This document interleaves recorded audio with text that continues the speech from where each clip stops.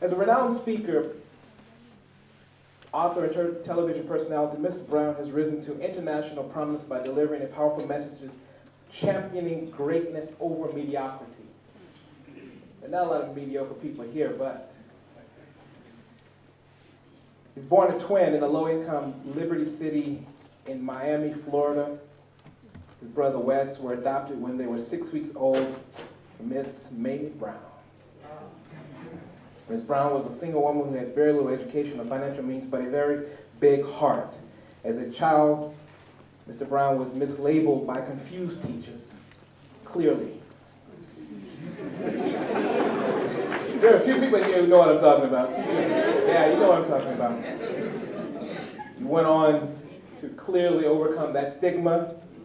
He rose from a hip-hop talking morning DJ to broadcast manager, from community activist to community leader, from political commentator to three-term legislator, from a banquet and nightclub MC to premier keynote speaker. He's spoken all over the world to all types of organizations, and he's here tonight in Soweto, in South Africa, one of the most blessed places in the world. Please come and bless this stage, Mr. Les Brown.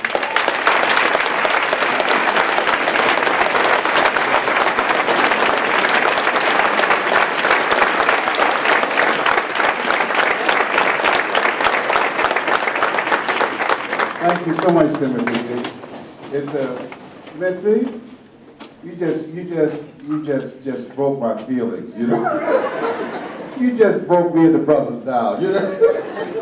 You trade, what did she say about if you educate a woman, you educate a nation. Educate a man, you educate an individual. I said, ow! I mean, you take no prisoners and eat the wounded.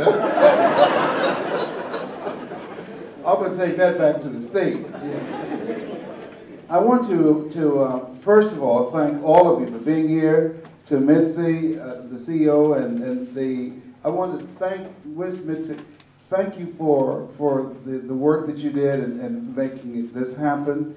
I'd like to recognize all the organizations, the South African Black Entrepreneurs Forum, the Business Women's Association, the University of Johannesburg, and African Rising, and Success Resource. It's Richard Tan and his wife, Veronica Tan, the two entrepreneurs that are responsible for me being here. Would you all please stand? Stand. Yeah, give them a tremendous round of applause. They have a commitment to South Africa to help people get a larger vision of themselves and to give them the methods and techniques and the tools by exposing them to some of the most brilliant minds on the planet on how you can begin to change your reality. Also like for you to meet our team, we have Lee, and we have, where is Lee? Lee, he's on camera here, and yes, there is Lee right there. They came in from Malaysia, and Cerny and Michelle, yes, and Paul. Where else? Who else? The whole team. Where's our whole team? Yes, give them a round of applause. Please. That's our team there. Yes. I want to share a few thoughts with you. How many of you have some major goals you'd like to achieve? Raise your hands, please. Very good. Shake someone's hand on your right and left, look them in the eyes and say, you have something special. You have greatness in you. I don't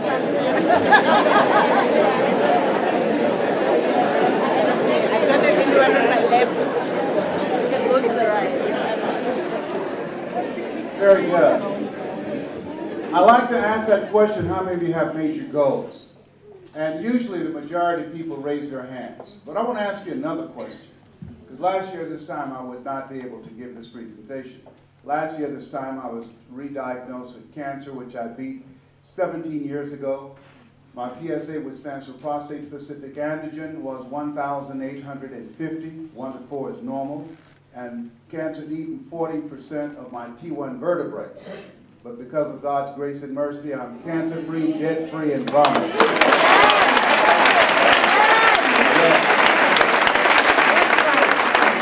And trust me, it's better to be seen than to be viewed. Can you feel a brother up in here, up in here? But I want to ask you another question.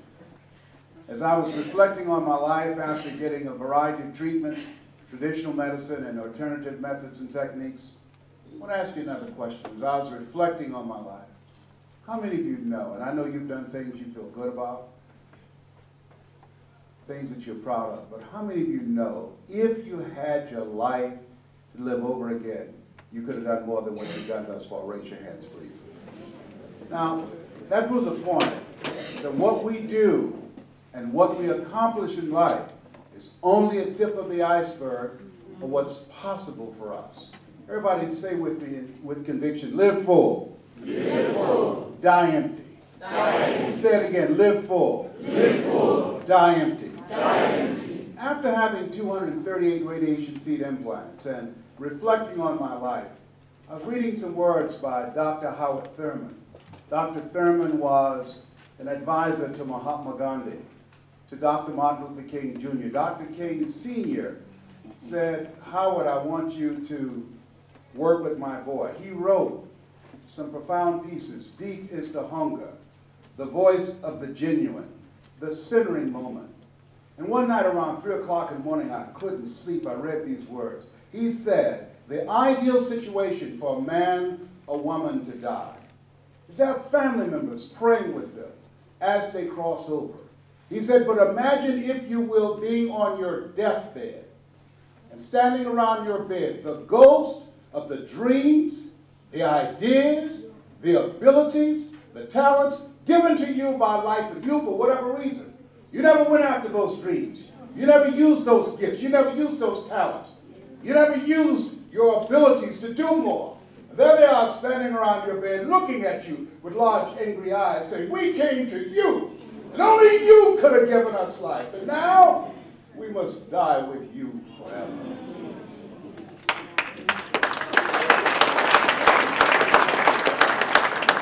And the question is, if you died today, what dreams, what ideas, what innovation, what leadership, what gifts will die with you? Great speaker from the States, from the Bahamas, Miles Monroe, he said, the wealthiest place on the planet, it's not in the Far East where there's oil in the ground. It's not in South Africa where there are diamond mines. He said the wealthiest place on the planet is the cemetery. Because there you find potential never realized. There you find dreams never pursued. There you find gifts, abilities, talents never used. Maybe that's why Henry David Thoreau said, oh God, to reach the point of death, only to realize that you've never lived. Only to realize that you've never scraped the surface of your potential. Maybe that's why one woman asked in a moment of anguish, what if you live your whole life only to discover that it was wrong?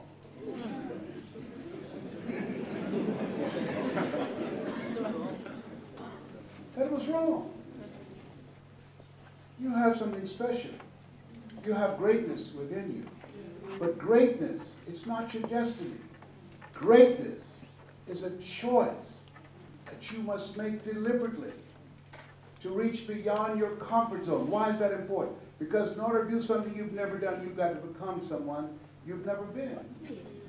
You have something special. You have greatness within you. And to prove it, you were chosen 1 out of 400 million sperm. God had something in mind when he said, I want you. I want you. I want you. I want you. And so I want you to think about your goals and dreams. And I want you to think about them in 3 areas. Number 1, some personal goal. My first personal goal was to buy my mother a home. I'm adopted. I feel like Abraham Lincoln, who said, all that I am and all that I ever hope to be, I owe to my mother. I saw a sign once that said, God took me out of my biological mother's womb and placed me in the heart of my adopted mother. My mama worked on Miami Beach. She was a domestic worker. She worked for wealthy families. She cleaned homes and she cooked for these families. She kept their children. And we wore the hand-me-down clothes of the children that she kept. And they were kind and generous people. They would say, Mamie, whatever food is left over, you can pack it up and take it home to those children that you have adopted. She only had a 3rd grade education, but she had a PhD in motherhood.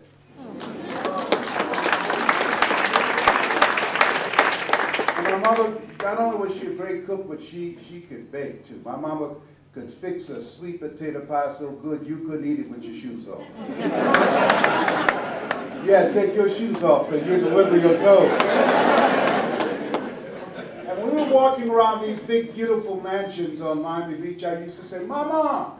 She said, what is it, boy? When I become a man, I'm going to buy you a big, beautiful home, just like this. How many of you have somebody special you'd like to do something for? Raise your hands, please. Very good. I want you to think about it. I'm going to share with you some strategies on how you can do that. Now, I want you to think about your financial goals. You know, people say, money won't make you happy, but everybody wants to find out for themselves.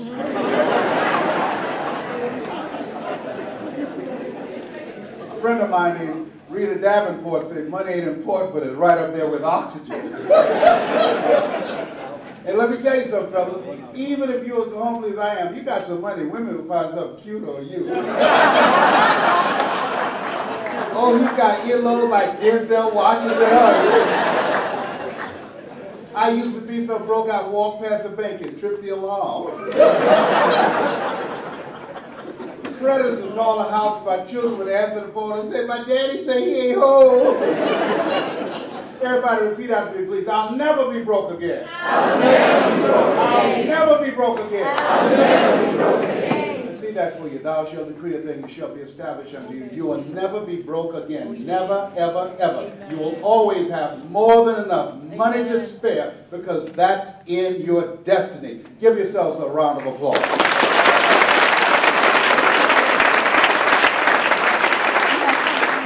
The next thing is we celebrate the 95th birthday of Nelson Mandela. I want you to think about what will your social contribution be. Horace Mann said that we should be ashamed to die until we've made some major contribution to humankind. As we think about the life of this man who gave up 26 years of his life in prison and a tremendous sacrifice to his family, as we think about this life of service, we must know that the greatest celebration, it's not in terms of the things that we do to recognize his contribution. The greatest celebration is to see him as an example as opposed to an exception. And let's give his grandson a round of applause for marking his own footsteps. And so I want you to think about what will your contribution be. There's a Nelson Mandela in you. What will be different here because of you, because of your commitment, because of how you're going to invest your time, because of how you're going to develop yourself, because of your focus, because of your discipline, because of your commitment? What's going to be different? How are you going to carve out a place so that when you go, that people will know that you've left a legacy? One of the things that's happening in the States, a lot of people, I don't know if it's here yet, just popularized tattoos. Anybody can sit around and sit down and have somebody mark on their bodies, but trust me on this. The people that's going to make a difference on the planet are people that's making a tattoo on the planet with their service. Yeah. So I want you to think about what's going to be different. What will you do differently? One of the goals I have, I train entrepreneurs how to present themselves, presentation power, how to sell themselves, how to sell their ideas, their products, their services, and their business. It's a master key. Write this down. I'll give you some things to write down that's going to be the master key to your changing your life. The master key to that is learning how to present yourself. I don't have any college training. I speak for major corporations around the world. I just spoke for Procter & Gamble about 2 weeks ago and earned more in 1 hour than 90% of the American public earn working for a whole year. So I don't tell you that to impress you, but to impress upon you. You have something special. You have greatness within you. So one of the goals I have is teaching people how to present themselves, how to sell your products. I didn't have any money when I started out. I used to sleep in my office in the Penobscot building in downtown Detroit, Michigan, hiding in the closet when the janitorial staff came to clean the office, bathing in the sink down the hall. I didn't have the money. I've never known both my parents. They stood up and said, "Hello, son." I would not know either one. But I have this teacher. He's in his 90s now, and I'll talk with him next week. I'll never forget, I walked through this classroom, and he said, young man, go to the board and work this problem out for me. I said, sir, I'm not one of your students. He said, look at me. I said, yes, sir. Go to the board and work the problem out anyhow. I said, I can't do that, sir. And the other students started laughing, saying, he's Leslie. He's got a twin brother, Wesley. His brother's smart. He's DT. He said, what's DT? He's the dumb twin. The students erupted in laughter just like many of you just did. And I said, I am, sir. And he came from behind his desk and he looked at me. He said, don't ever say that again. Someone's opinion of you does not have to become your reality. Amen. And that was a turning point in my life. On one hand, I was humiliated, but on the other hand, I was liberated. Because he looked at me with the eyes of Goethe, who said, look at a man the way that he is, he only becomes worse. But look at him as if he were what he could be, then he becomes what he should be. And so what I want to work with you on right now is I want you to write this down, an achievement mindset. An achievement mindset. What will it take for you to begin to make a mark, to leave a legacy, for you to create a new chapter for South Africa? Dr. Carter G. Woodson said, if you can determine what a man shall think, you never have to concern yourself with what he will do. He said, if you can make a man feel inferior, you never have to compel him to seek an inferior status, for he will seek it himself. And if you can make a man feel justly an outcast, you never have to order him to go to the back door. He'll go without being told. And if there's no door, his very nature will demand one. And so one of the most important things that I'm doing with my life now is teaching people how to speak to individuals, to speak to groups, large groups, small groups, and be able to transform them. As I'm speaking to you right now, I'm overriding the programming in your mind. As I speak to you right now, I'm creating a new blueprint in your mind set right now. I'm navigating an experience. You have an energy signature, and I'm speaking to the higher part of you. And so one of the most important things as entrepreneurs, being able to know how to communicate effectively and strategically. Notice I said strategic. Being able to be a strategic, experiential, powerful presenter makes all the difference in the world. It gives you a competitive advantage. That's what has allowed me to dominate this industry for the last 40 years. And I don't have any college education. I never worked for a major corporation. And I've been in this industry now for many years, and I can just tell you this.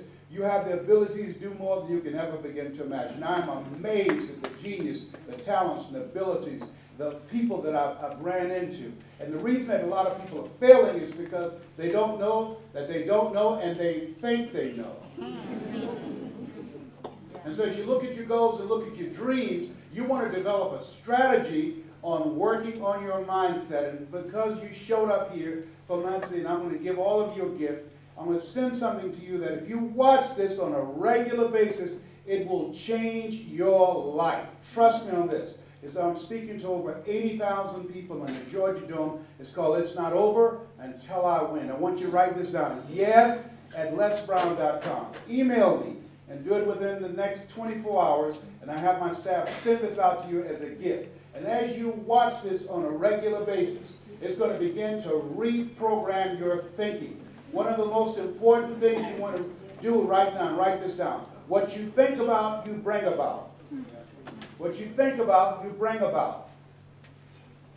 So you want to start focusing on your goals and dreams. And as you listen to this, I want you to think about your goals and dreams on a regular basis.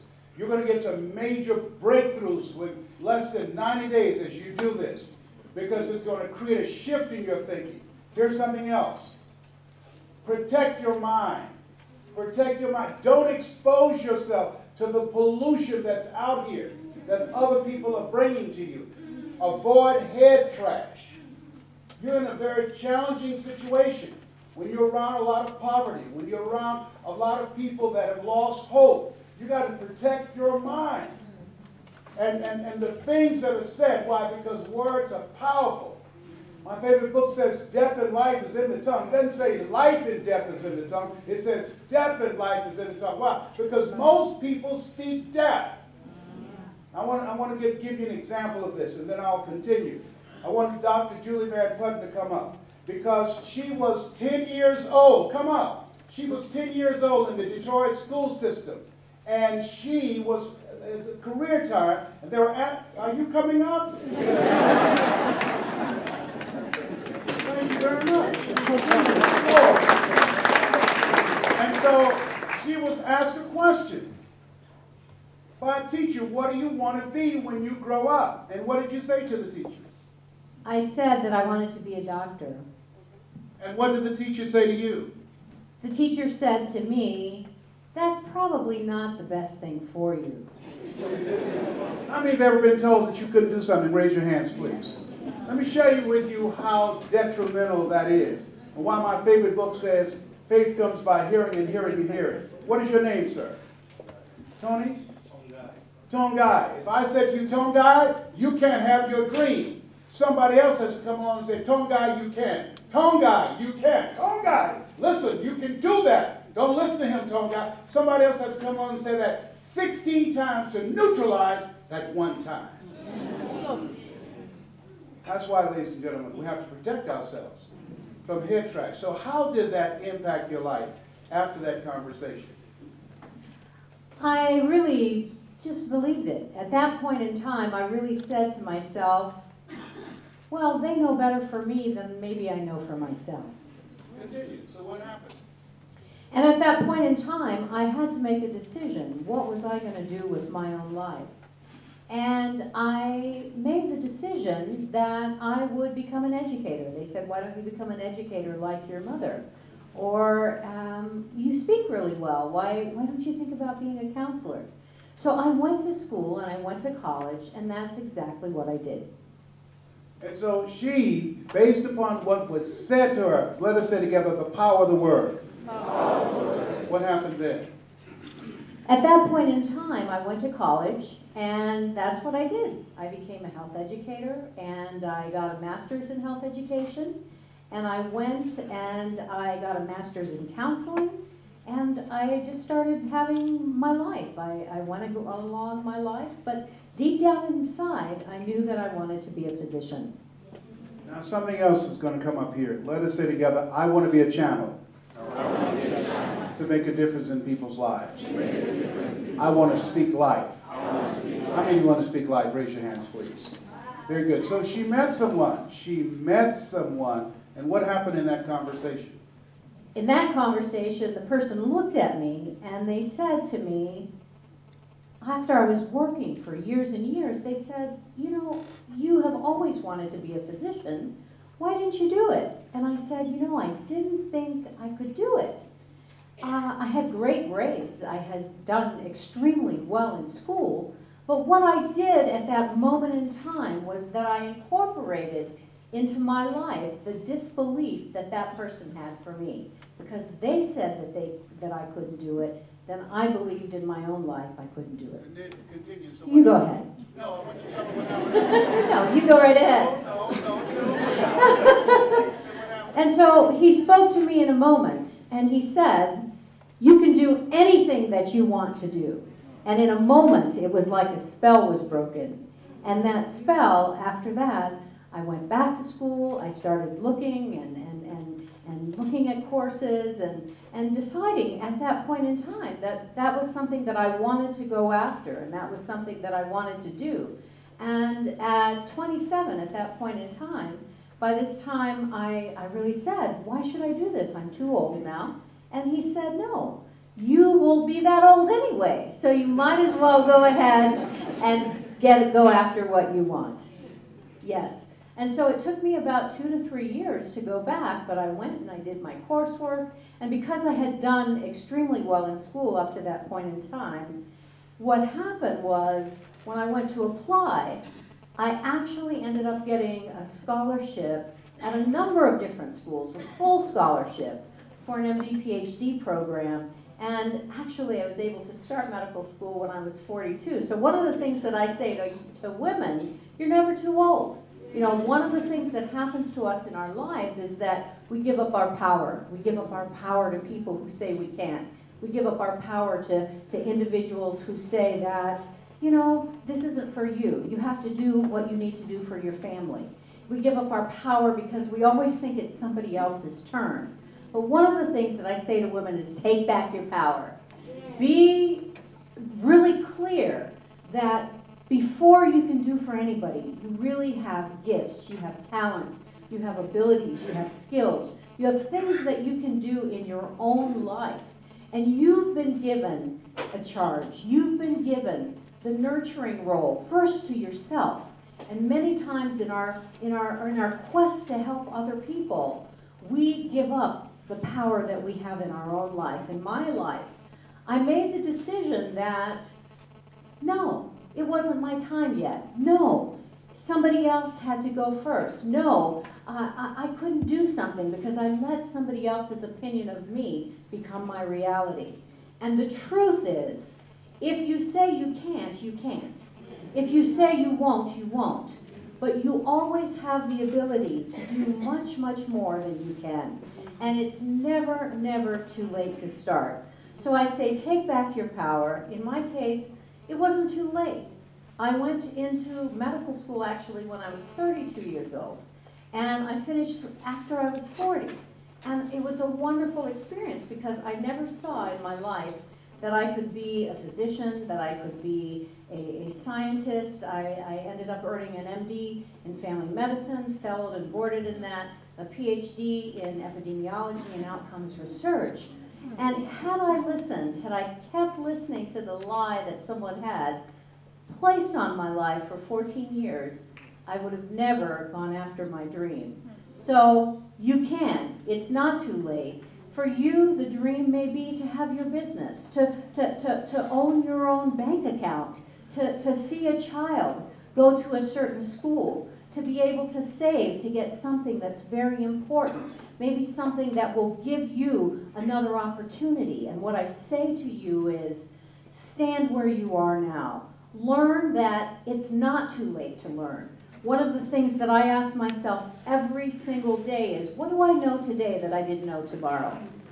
What can I do today that I couldn't do last week? Because the shortest path to a new life is this, to reprogramming your mind, to see where you spend your free time, to see who are the people around you who are saying you can or you can't. And I can tell you, as a physician, as a woman, as a mother, as a daughter, as a partner, as a businesswoman, as a woman who recognizes that from us comes the next generation.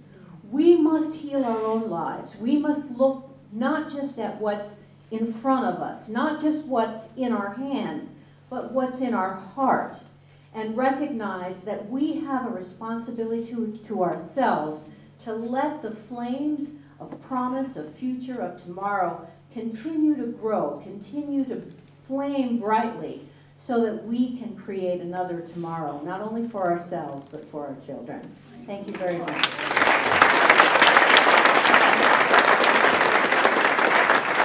Now, she didn't want to speak. She said they came to see you. Did y'all get some value out of that? Yeah. Give her another round of applause, all right? So she has a PhD in preventative medicine from The Ohio State University, and is a medical doctor, and headed up, how many patients when you were a medical director under the auspice? So over 100,000 patients. Now, but she didn't do that for 14 years because she believed a lie. What lie are you living? Let us say together, I have greatness within me. I break the spell of every lie that's been spoken on my life. Put your hand over your heart right now. I can have my dream. I deserve my dream. I'm willing to do what it takes. One last request. I want you to take your right index finger, hold it up right now. All right? I want you to put it in your ear, put it in your ear. I want you to listen to me. You have something special. You have greatness within you. You have the ability to make history. There's a billionaire in you. There's a billionaire in you. You have the ability to do more than you can ever begin to imagine. Today is the first day of the rest of your life. Live your life from a place of power and possibility. But because of you, the world will never be the same again. Because of you and your commitment with your life, this world is a better place. Take your hand out. And the reason I had you to do that, I didn't want you to go in one ear and out the other.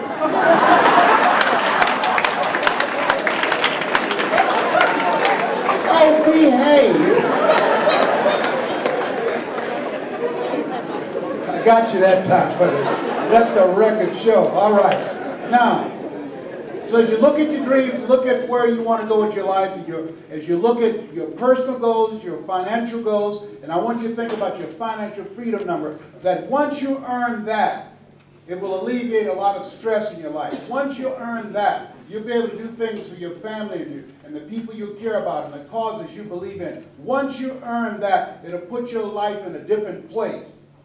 Then I want you to think about your social contribution, and let us say together with power, feeling, and conviction, it's possible. It's possible. Say it again. It's possible. See, what I'm doing now, I didn't do this for years. You know why? I didn't believe it was possible. I was suffering from possibility blindness. The easiest thing that I do is prepare to give a speech. That's easy when I leave here and speak on Saturday morning, and I encourage you to be there because you're going to hear me and other presenters that's going to change your life and provide information for you. Write this down. Knowledge is the new currency. Yes, that's why what's happening with the National Achievers Congress is providing knowledge for you to begin to unlock a different life for yourself. This is the era of what the late Peter Drucker calls the era of the 3 C's. Accelerated change, overwhelming complexity, and tremendous competition. People are failing because they don't know that they don't know, and they think they know. The game has changed. How many of you know things have changed? Raise your hands, please. And so when you come to these events, you're going to be exposed to information that will allow you to have the competitive edge. How many of you want the competitive edge? Raise your hands, please. And this is what it gives you. And that's what I did. I invested in myself.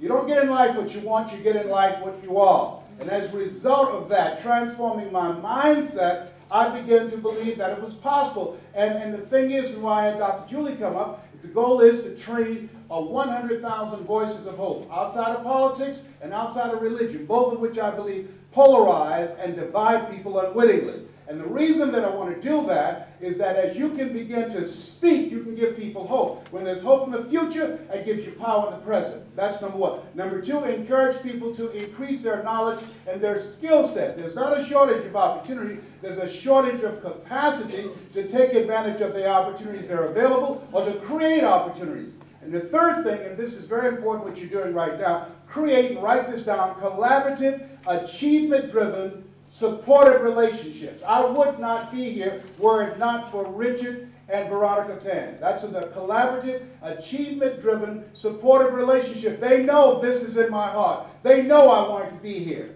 And so therefore they made it possible with their relationship with you, made it possible for me to be here. Has it been of some benefit to you so far? Can you see the value of that? All right, very good. So give them another round of applause. Very good. And next, thank you for being accepted. The other thing is, as you look at your goals and dreams, I didn't do it because I looked at the people who were on stage who didn't look like me. I don't have a college education. I never worked for a major corporation. I would go see Tony Robbins and Zig Ziglar and Dr. Robert Schuller, and my heart would be excited because I love to help people. How many of you love to help people? Raise your hands, please. My heart would say, I can do that. And then as I went to the parking lot, my mind asked, how? I mean, you thought about something you wanted to do, and you asked yourself, how? And then you talk yourself out of it. Raise your hands, please. Yeah, that's why my favorite book says, lean not unto thine own understanding. In all thy ways acknowledge him, and he shall direct thy path. How is none of your business. You have to figure it out. How is none of your business? So I got stuck in my head. Write this down. When there's an argument between your heart and your mind, follow your heart. Because where your heart is, there your treasure is also. I love helping people. I love speaking to people. I love helping people find their voice. I love helping them learn how to tell their story, to earn more, to grow their businesses. I love that. That's who I am. I was born to do this. You want to find out if I'm going, they say I'm dead? Put a microphone in the casket. If I don't say anything, say he's gone.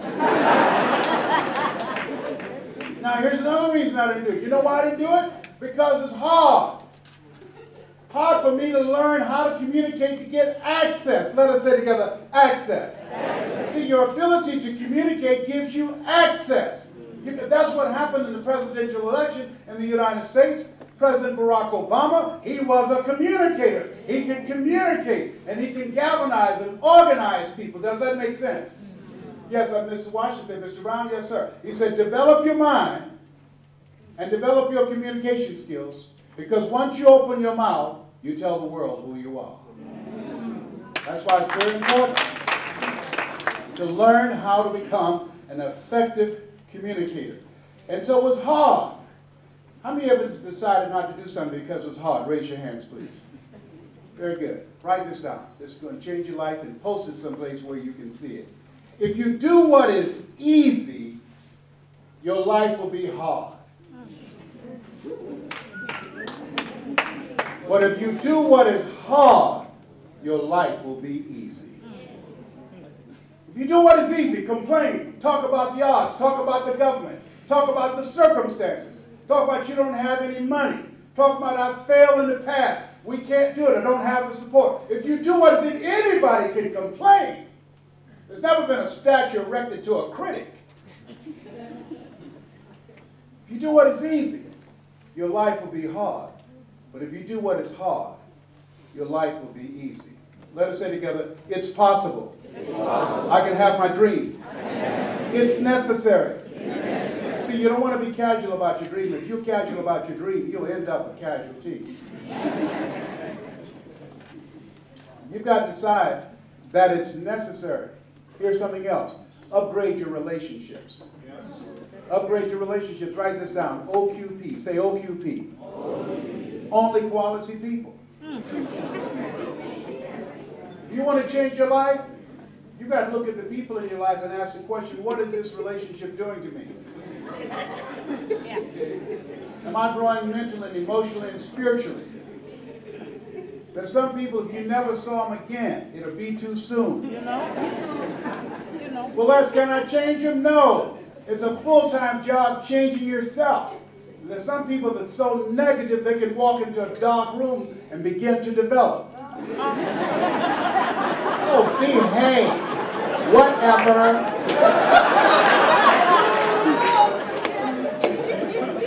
Only quality people. Dr. Dennis Kimbrough said, if you're the smartest one in your group, you need to get a new group. Mr. White said, Mr. Brown, what do you want to do with your life? Be clear about your goals. What is it you want to do with your life? I said, sir, I want to be a disc jockey. I want to take care of my mother. He said, you want to be a disc jockey? I said, yes, sir, I want to be on the radio.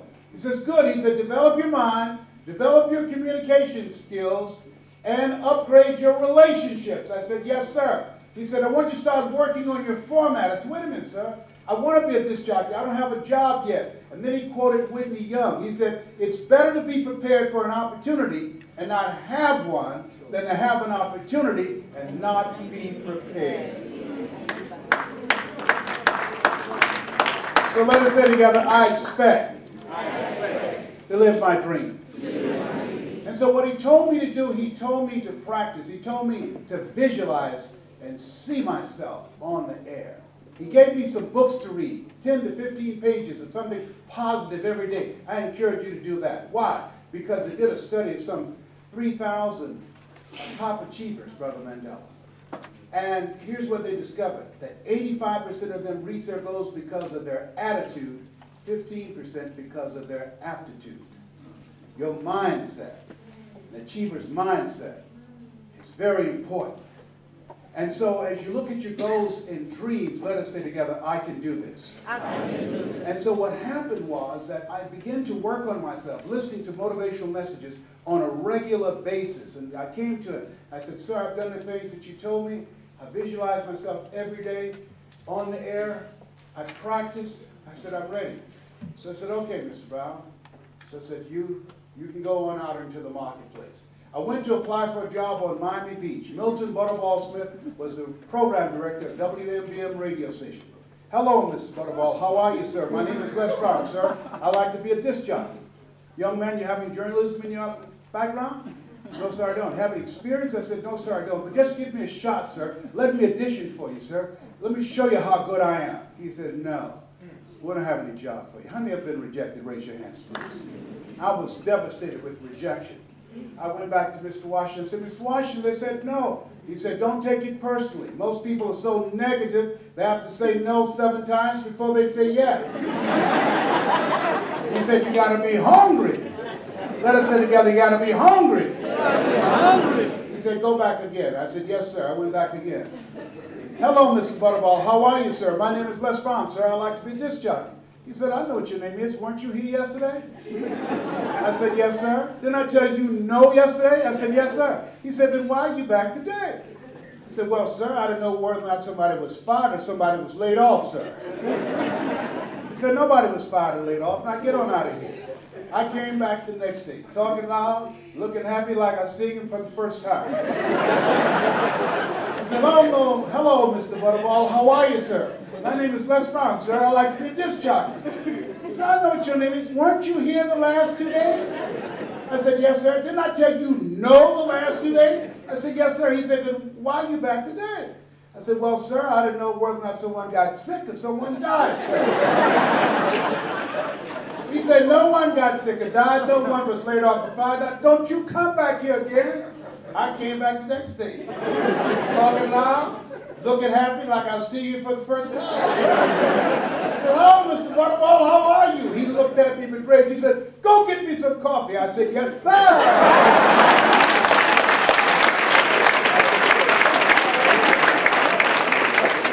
My favorite book says the greatest among you will be your servant. How many of you are serious about your goals? Raise your hands, please.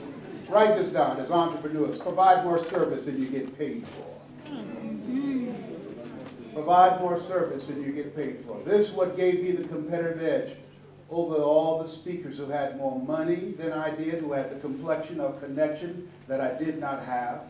They came up with memorized scripts. I trained myself to read a minimum of 2 books a month, and nobody knows more quotes than I do. I trained myself how to use stories and examples and navigate an experience that will change people's lives. And so you want to make yourself stand out. Henry David Thoreau said, do not go where the path may lead, but go where there's no path and leave a trail. And so I became the errand boy for the disc jockeys. I'd go get their lunch and their dinner, and I'd stand in the control room serving them, looking at and watching and memorizing their hand movements on the control board, knowing my time will come. Let us say together, my time will come. On the weekend, when they came out to the parking lot, their cars would be waxed and clean inside out. They said, hey, who did this? I did, sir. How much do you charge, young man? Oh, nothing, sir. I just wanted to contribute. Write this down. Build relationships. I was building a relationship. See, people do business with people they know, like, and trust. Give before you ask. I wanted them to see that I was serious. And so they said, look here. Diana Ross and the Supremes are coming to town, the Four Tops and the Temptations. Here are my car keys. Pick them up and drive them to the Fontainebleau Hotel on Miami Beach. Be my pleasure to serve you, sir. I was driving these entertainers in the disc jockeys' big long Cadillacs. Didn't have any driver's license, but I'll drive like I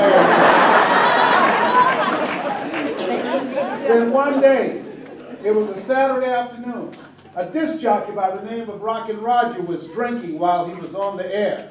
He began to slur his words.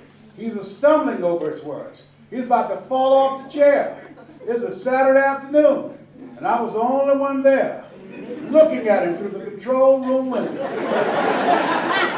walking back and forth, young, ready, and hungry.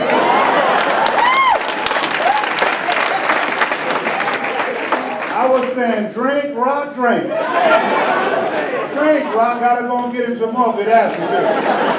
Then pretty soon the phone rang. It was the general manager, and I answered the phone. I said, hello? He said, young boy, this is Mr. Klein. I said, I know. He said, Rock can't finish his program. I said, I know. He said, would you call one of the other DJs in? I said, yes, sir. I hung the phone up. I said, now he must be thinking I'm crazy.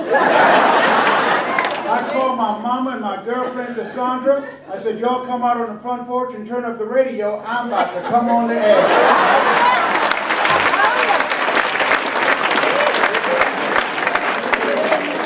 I waited for about 20 minutes and I called him back. I said, Mr. Klein, I can't find nobody. He said, young boy, you know how to work the controls? I said, yes, sir. He said, go in there and work the controls, but don't you say nothing here. I said, yes, sir.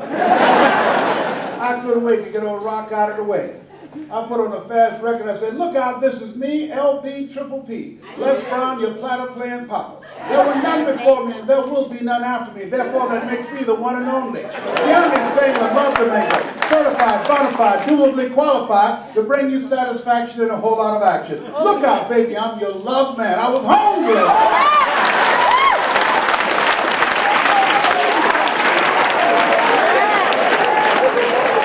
Shake one's hand on your right and left and say, you got to be hungry. Do that right now.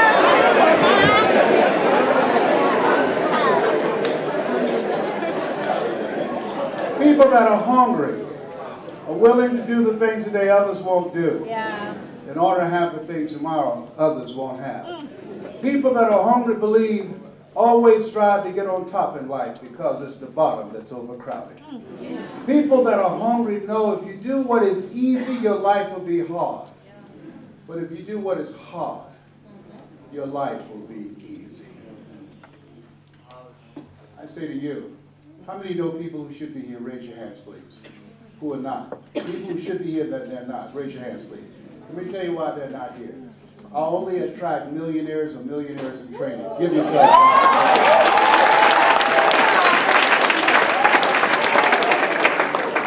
I don't know what you want to do, but here's what I know. You have something special.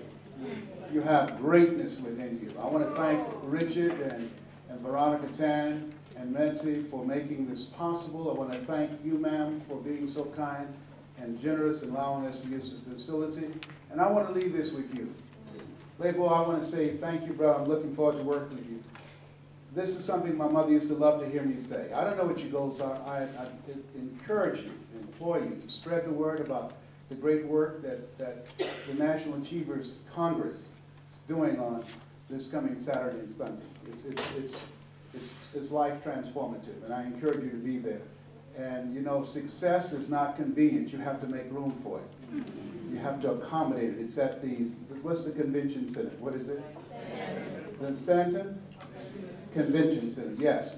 So it's going to change your life. I want to leave this with you. My mother was a 22-year breast cancer conqueror. Leslie, yes, ma'am. Say a thing for me, boy, that makes me feel good. Yes, ma'am, I will. I dedicate this to you and to your dream and the greatness that you have within you that brought you here this evening. It says simply this: if you want a thing bad enough to go out and fight for it, to work day and night for it, to give up your time, your peace, and your sleep for it, if all that you dream and scheme is about it, and life seems useless and worthless without it, and if you gladly sweat for it and fret for it and plan for it, and lose all your terror of the opposition for it, and if you simply go after that thing that you want with all of your capacity, strength and sagacity, faith, hope, and confidence, and stern pertinacity, if neither cold poverty, famish, or gulf, sickness or pain of body and brain can keep you away from the thing that you want, if dogged and grim you besiege and beset it, with the help of God, you'll get it. This has been Mrs. Mamie Brown's baby boy, and I want to say to you, God bless you, God bless your dream, and God bless South Africa. Thank you.